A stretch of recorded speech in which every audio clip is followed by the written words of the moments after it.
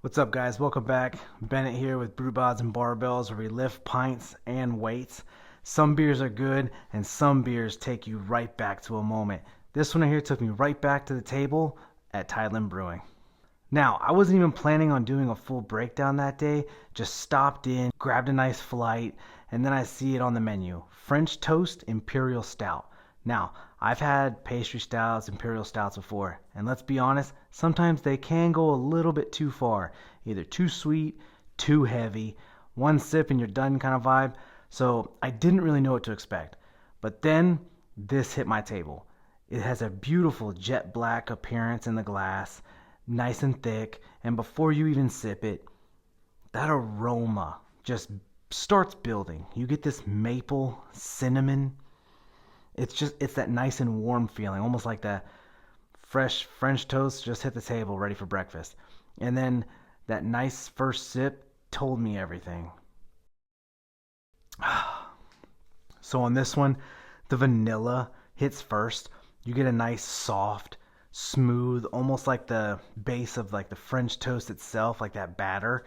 Then you get the cinnamon that builds right there in the middle, warms you up a little bit before that maple comes in and like kind of smooths everything out. But here's what stood out. It was not overpowering. Now this is where it gets interesting because this beer sits right in between two worlds, in my opinion.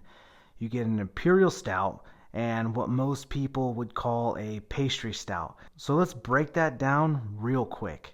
So imperial stouts, they originally go back to the 18th century England, where brewers made stronger, richer stouts specifically for export, especially to Russia. That's exactly why you'll sometimes hear the name Russian Imperial Stout. They were higher ABV, fuller body, more intense roasted flavors. They were designed to hold over those long journeys and still taste like they just got there. So when you drink an Imperial Stout today, you're drinking a style that was built on strength, depth, and richness. And what makes it like a pastry? Now fast forward to modern craft beer, brewers started asking, what if we take that rich base that it has and build flavors people already love on top of that? They layer those popular ingredients you'll see like vanilla, cinnamon, maple, coffee, that's a popular one, and chocolate. Basically turning the beer into something that mimics a dessert or like a breakfast item. And to me, why this one works, here's the key. A lot of pastry stouts lean way too far into sweetness. They forget about the beer. This one doesn't.